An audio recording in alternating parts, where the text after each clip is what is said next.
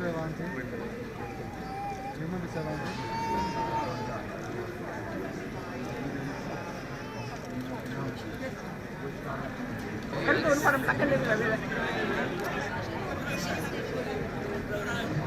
Yes. 200 million years ago, the land was all together. The sea was separate. The land, only land was on, floating on tectonic plates. And so was the sea. But about 108, this is how the Sri Lanka is formed. So Laura, your country is just there. You take the shot and you take the hand. Yeah. Okay, good. Maximum this way, maybe better. Huh? I've done it already. Okay, good. You know, you look at it. I don't mind, you do 1,000. West Africa neatly fits into the east coast of South America. Take the seas out. More or less fit together. So does the This then became another ancient shore. That then became Hudson's Bay in Canada. So the area has the direction shore. other aspect was the ice ages. During the ice ages, the sea level was about 110 meters below its present level. So much of land was exposed. Britain was united to Europe. The Indian continent was one with Sri Lanka.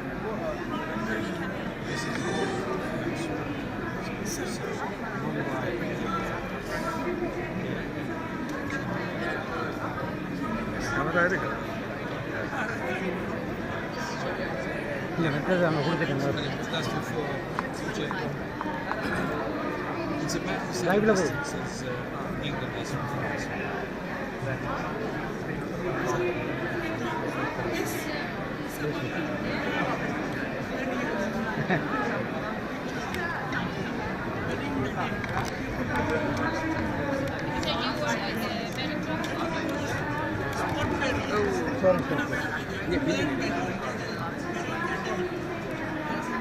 Let me go around, please.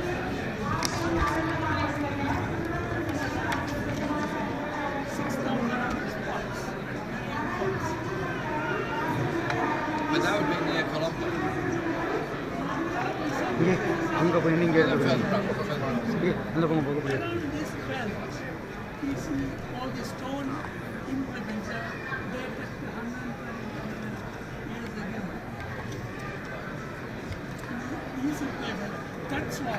So they're very similar to the Neolithic tools you find in the west of England and in Scotland. It's kind But of we see very- shadows the next section. And there'll be someone there, that's not me and Rachel. Did they have to wait? We started in Mesopotamia. After the Romans. The Romans had it. Mesopotamia, Sumerians. They were the What is now that So now to speed things up. Thank you, our Honourable Secretary Corbyn, for opening the Sunday exhibition. Welcome and thank you. Please join us for a fire workshop which is happening in the march behind us. Featuring a historical and contemporary style of the country. Please do enjoy the exhibition and engage with the various activities. Thank you.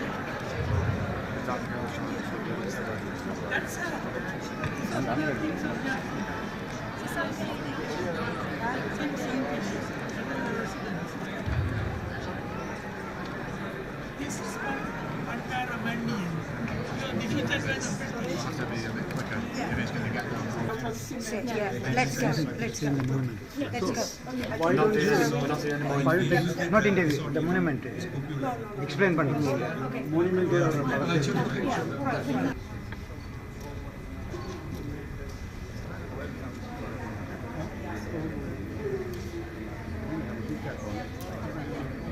He has to.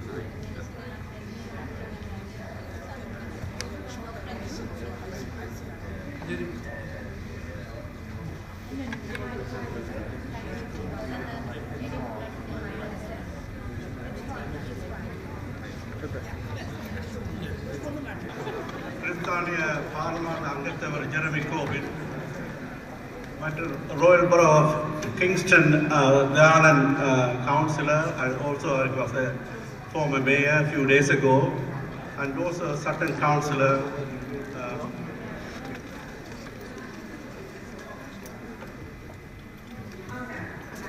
Councillor, and இங்க வந்திருக்கும் அனைவருக்கும் தமிழ் நடுவர் நிலையத்தின் சார்பாக அவங்களை வரவேற்கின்றோம். So we'll welcome the Right Honourable Member of Parliament, Mr. Jeremy Corbyn, councillors from Royal Borough Kingston and also Sutton for this function, and all of you who have gathered here.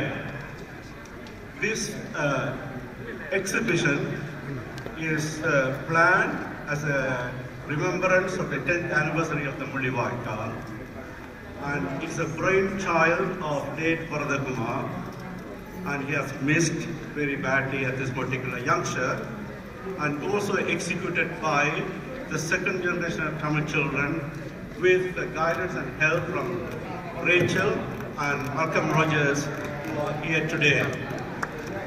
And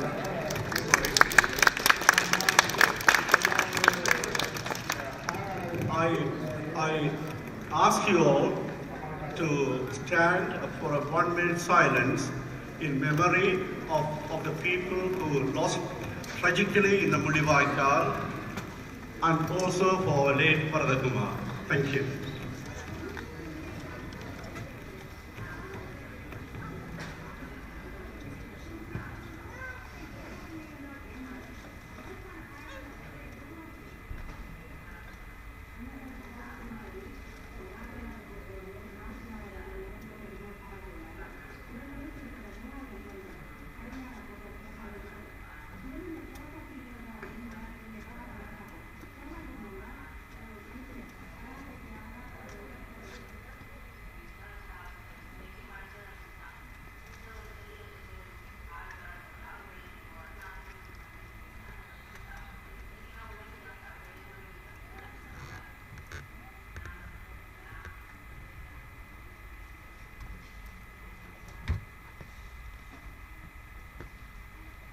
Thank you. I want to say a few things at this particular juncture.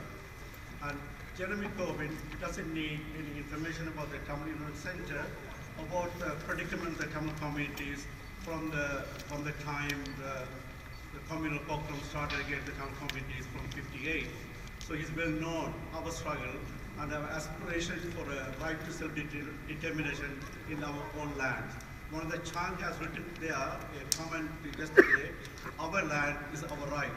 So that's one of the things that we are asking for the international community to support us, that is recognize our land is our right. And also the Tamil community doesn't need any introduction of Jeremy Corbyn. He is well known, he has involved in various refugee crises and situations, and supporting the Tamil community in different ways and different angles and different aspects. So I don't want to take any more time, he has to leave at 1 o'clock, I understand. And one thing, the nationalism in Sri Lanka in the late 50s, the singular only, Buddhism only, religion nationalism went across Sri Lanka and driven the Tamil communities out of the country, and that's why we are here as refugees in this country and all over Europe. But what you are seeing now, not only Britain, the America first, Britain first, and also all of Europe, you will see the nationalism creeping in. In fact, yesterday in Italy there was a conference of the ultra-right people, including Le Pen. So one of the things that Tamil community recognize, that nationalism is like a cancerous thing, is spreading across the whole world, and we have to be mindful and understand that, rather than being living in like a ostrich buried in the sands. Thank you.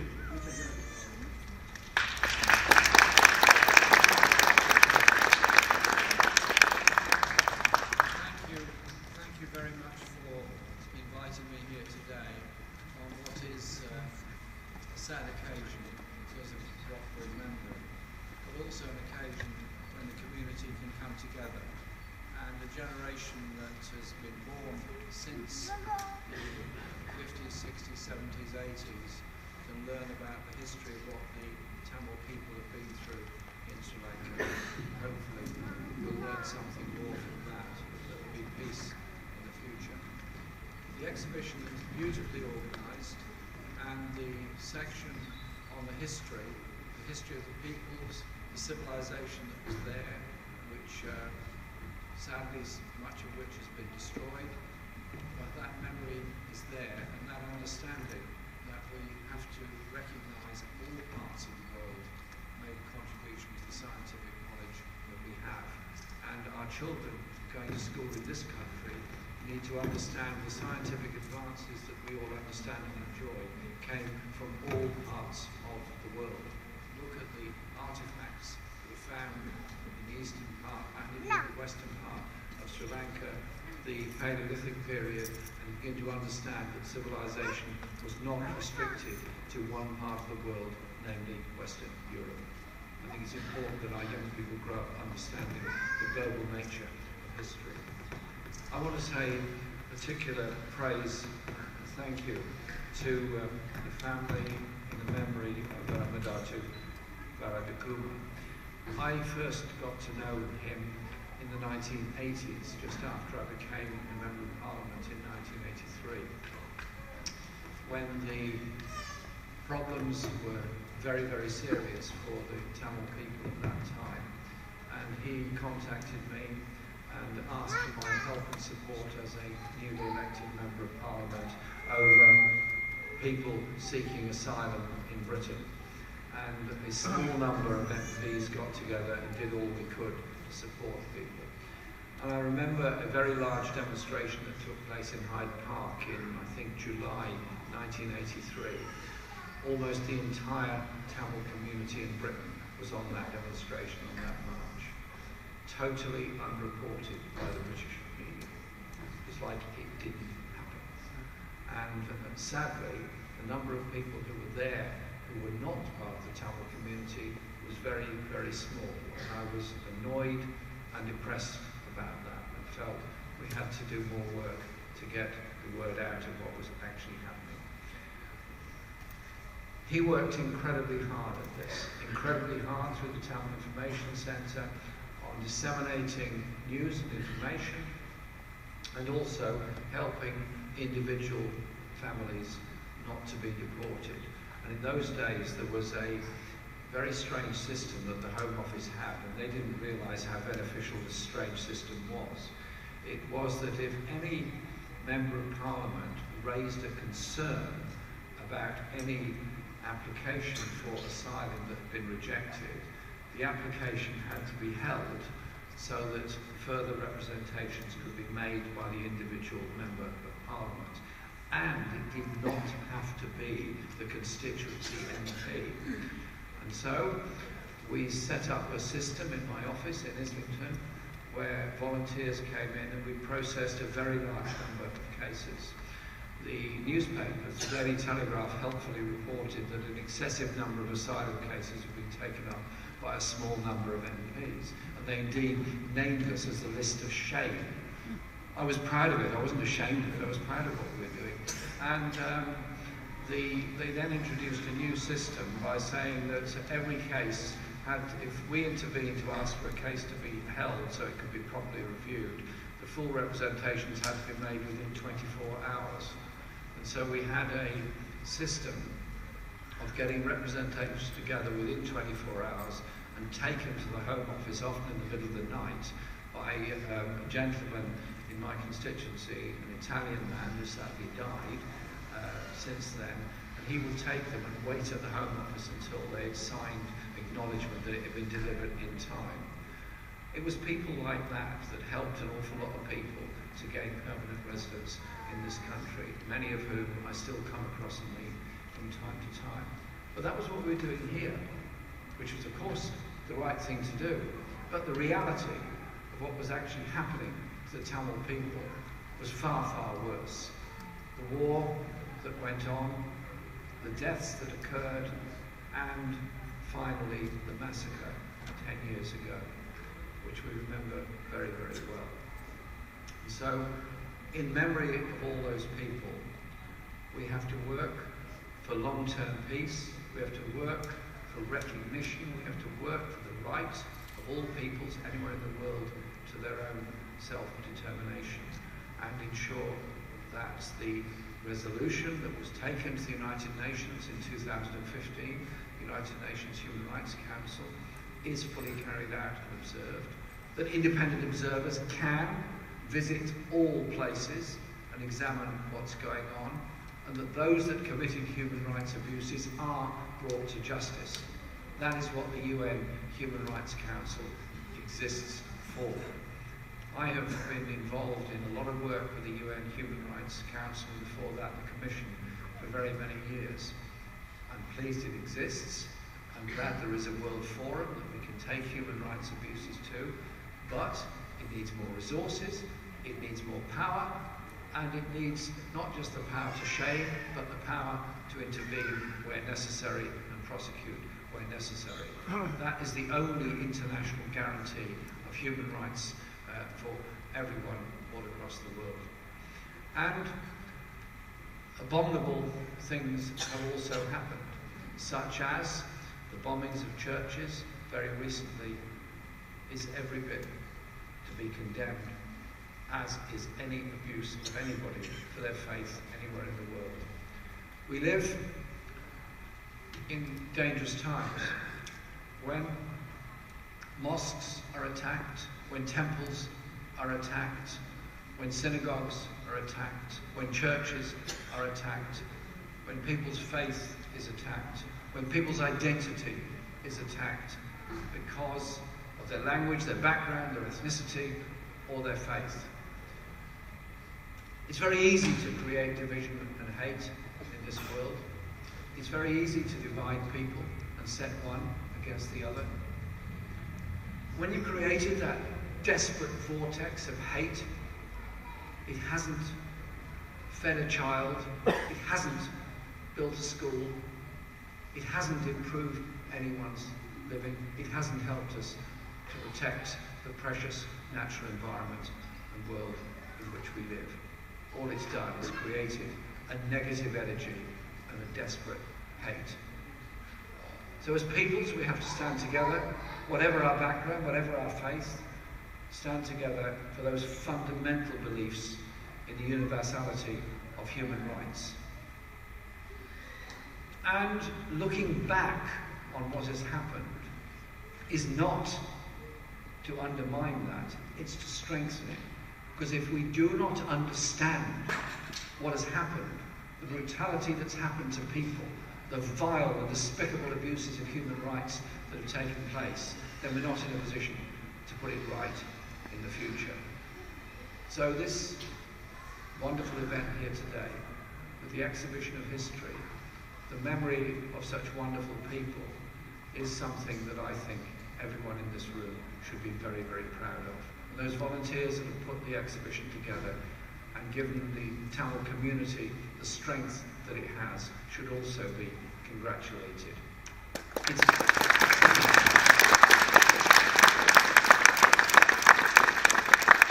I am proud to live in a city where there are people from all parts of the world, where there are people of all faiths and none. I'm proud to live in a city where there are well over 100 languages spoken of people from all over the world. That surely is something we can all be proud of. And when we bring up our children, let's let them understand all of their background. Bilingual children do really well in school, trilingual children do even better, quadrilingual children do even better, and as a good friend of mine who comes from the Congo, she spoke at a meeting with me in Newcastle in the northeast, and they were having trouble understanding her accent, and she said to them, "I'm really sorry about my accent, but English is my 7th language." and they loved her for it, because that is what this country, our country, must always be about. And I want to see in Sri Lanka a peace process, a reconciliation process, a recognition of the horrors that have gone on in the past, and a recognition of the rights of people to their own self-expression and their own self-identity and the right to speak their own languages. If you trace the history back of what happened before the war, back to the language riots in 1958 and discriminations that went on before that. You see how these things develop. And those that tried to destroy the history of the Tamil people by the burning of the library in Jaffna in 1981. Sadly, they did destroy many wonderful, very precious artifacts which we will never know what wonderful things were destroyed there. But it didn't work. It didn't destroy the history. It didn't destroy the identity. It merely strengthened the resolve of everyone else to extol the history and understand where that history comes from. This exhibition brings us together in memory of wonderful people. Instructs and educates our children and young people as to what their future can be, and actually makes us all much stronger as a result of it. It's been my pleasure over many years to work with the Tamil community in London, and I look forward to opportunities in the future to work with the Tamil community, and I look forward to opportunities in the future for a government in Britain that dedicates itself around the world to the promotion and preservation of human rights and peace. Human rights and peace first, alongside protection of our natural world and natural environment, so that our children can get the benefits of all the scientific knowledge and education we've got, and get the benefits of the awful experiences that many of the older generation have been through, that the next generation may not suffer the same problems. Surely that is something good we've done here today in Tolworth. Thank you very much for inviting me.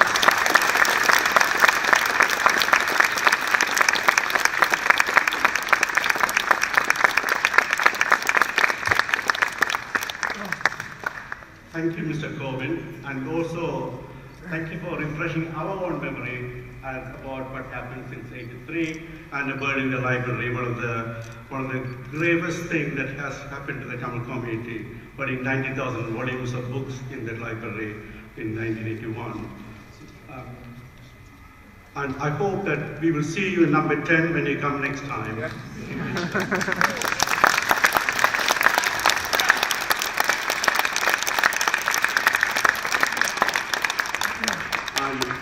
We wish you and the Labour Party all the best. I know you have to leave at 1 o'clock. We need to keep moving. I'm very sorry.